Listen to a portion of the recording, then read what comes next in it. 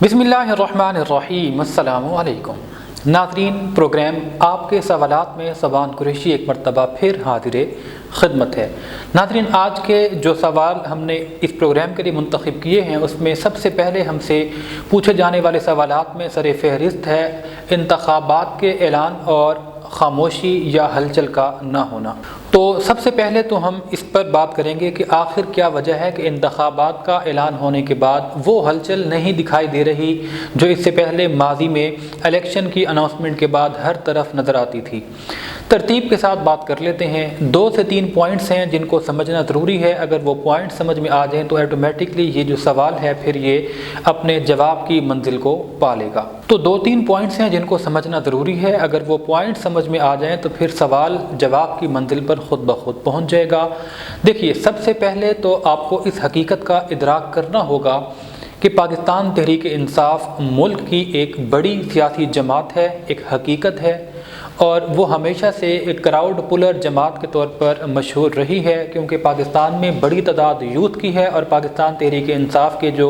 Supporters हैं उनमें भी सबसे बड़ी जो तादाद है वो यूथ की है। अब ऐसे में अगर एक जमात मुकम्मल तौर पर साइड लाइन होती हुई नज़र आ रही हो, उनकी जानिब से किसी किस्म की इलेक्शन कैंपेन ना हो रही हो या उनको इजाज़त नहीं दी जा रही, ऐसी सूरत में ज़ाहिर सी बात है कि जब एक बड़ी जमात इलेक्शन कैंपेन में उतरेगी नहीं मैदान में, उस वक्त तक वो आपको जो हलचल पहले नज़र आती थी 18 के इलेक्शन में या 13 के इलेक्शन में, बेसिकली वो पाकिस्तान तहरीक इंसाफ के वो बड़े बड़े जलसे हुआ करते थे, वो बड़े बड़े सेमिनार थे जहाँ पर बहुत बड़ी तादाद में क्राउड आता था, हल्ला गुल्ला होता था,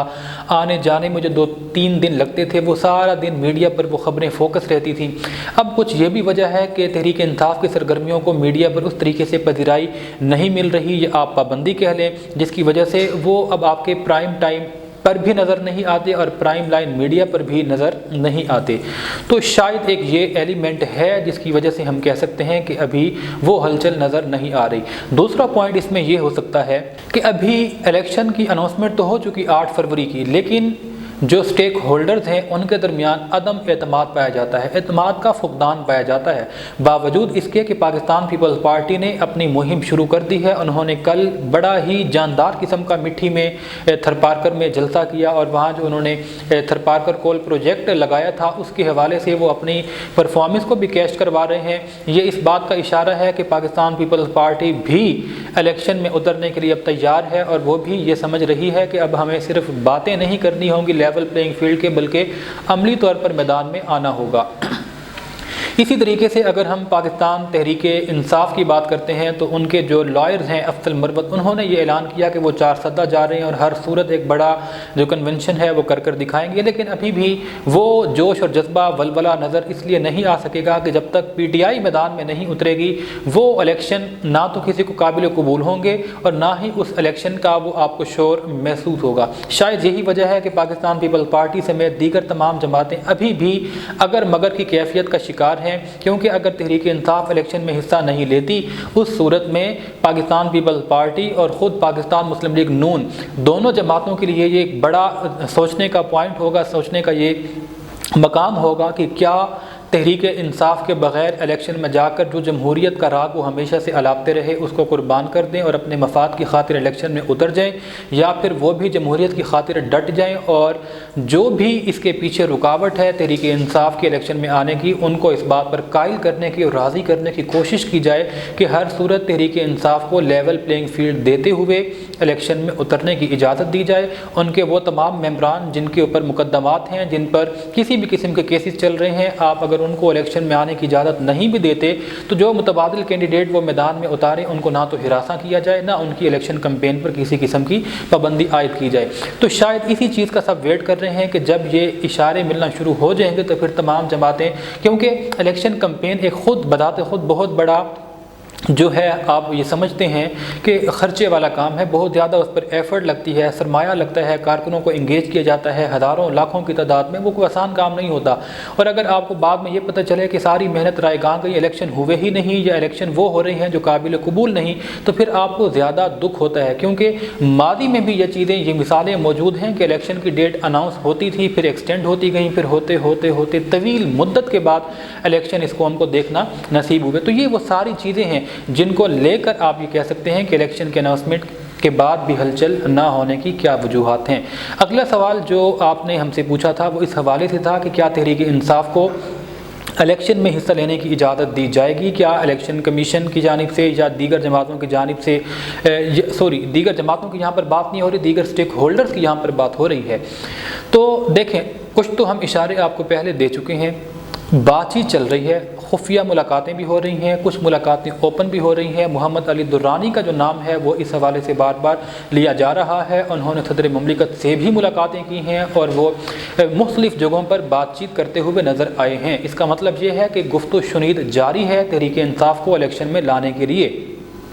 کچھ دن پہلے ہم نے دیکھا کہ مولانا فضل الرحمان کی امامت میں جو تصاویر وائرل ہوئی تھی، اسد کیسر اور علی محمد خان وغیرہ کی، برسٹر سیف بھی اس میں موجود تھے، وہ بھی یہ اشارہ تھا کہ بات چیت چل رہی ہے۔ اور ابھی پھر تازہ ترین ایک دو روز پہلے علی محمد خان جو اس وقت مرکزی لیڈرشپ میں شامل ہیں پاکستان تحریک انصاف کی، جو موجود ہے، جو جیل سے باہر ہے، اس میں ان کا شمار ہے، ان سے یہ سوال پوچھا گیا تھا کہ کیا مسلم لیگ نون سے بات چیت کی جائے گی؟ انہوں نے کہا کہ ابھی تک ہمیں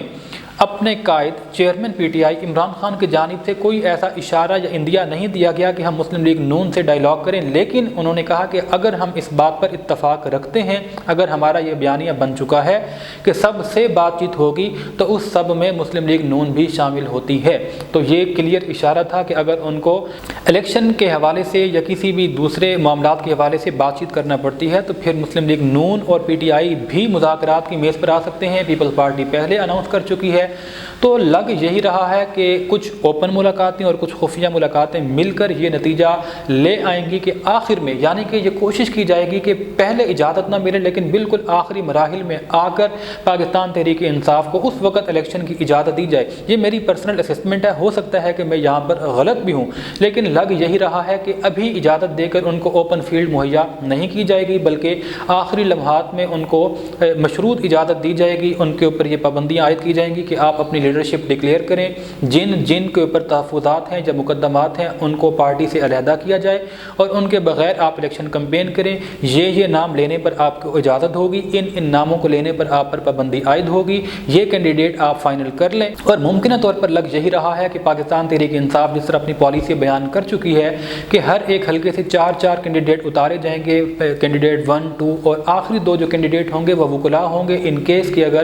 آخری لمحات میں ان رہنماؤں کو کسی تقریر کی وجہ سے یا کسی مقدمے بازی کی وجہ سے آخری لمحات میں گرفتار کیا جاتا ہے تو ایٹ لیسٹ ان کے مقابلے میں، یعنی کہ وہ 2 وکلاء ہوں گے، ظاہر ہے کہ وہ سیاست سے تعلق نہیں ہے تو اس لیے ان پر کوئی مقدمات بھی اس طریقے سے بنانا اتنا آسان نہیں ہوگا، تو ان کو پھر میدان میں اتارا جائے گا۔ بظاہر ان حالات کو دیکھ کر یہ ایک اچھی اسٹریٹجی بھی نظر آ رہی ہے۔ تیسرا سوال یہاں پر یہ ہم سے پوچھا گیا کہ میاں محمد نواز شریف کافی عرصے سے خاموش ہیں، جب سے وہ پاکستان واپس آئے مینار پاکستان جلسے کے بعد 1-2 پیشیاں ان کی جب ہائی کورٹ اسلام آباد میں ہوئی تو وہ منظر عام پر آئے، اس کے بعد بالکل وہ منظر سے غائب ہیں۔ تو آخر ایسی کیا وجہ ہے؟ دیکھیں، بنیادی وجہ یہ ہے کہ وہ جس معاہدے کے تحت آئے ہیں، میں یہ سمجھتا ہوں کہ اس معاہدے کے اندر شاید یہ شک بھی شامل تھی کہ انہوں نے اب آ کر وہ پہلے جیسا جو ایک ان کا لب و لہجہ ہوا کرتا تھا وہ ان کو اجازت نہیں ملی، شاید یہ ایک وجہ ہو۔ یہ بھی ممکن ہے کہ وہ جو ایک بیماری کا اپنا ایک بیانیہ لے کر آئے تھے کہ وہ بیمار ہیں کافی، لیکن اگر وہ آتے ساتھ ہی اس طریقے سے عوام میں آنا جانا شروع کر دیتے،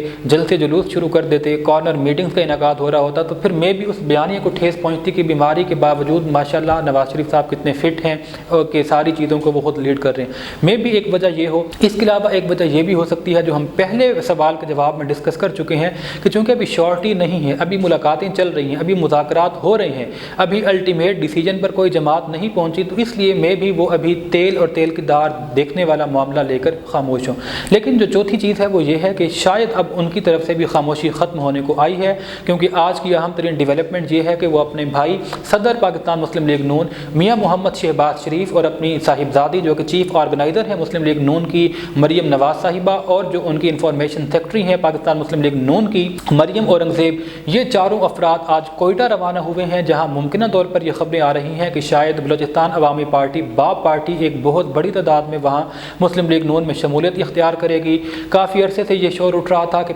پاکستان پیپل پارٹی جس طریقے سے بلوچستان میں ایکٹیو ہے، مسلم لیگ نون وہاں ایکٹیو نہیں ہے، تو اب میاں صاحب نے بالآخر فیصلہ کیا ہے میدان میں اترنے کا، اور وہ اپنی کمپین کا باقاعدہ آغاز شاید بلوچستان سے کریں گے۔ ان کا آج کا یہ جو دورہ ہے، جب اس کی مزید تفصیلات سامنے آئیں گی تو پکچر مزید واضح ہو جائے گی۔ پروگرام سے فی الوقت اتنا ہی۔ اپنے میزبان سبحان قریشی کو اجازت دیجیے۔ اللہ نگہبان۔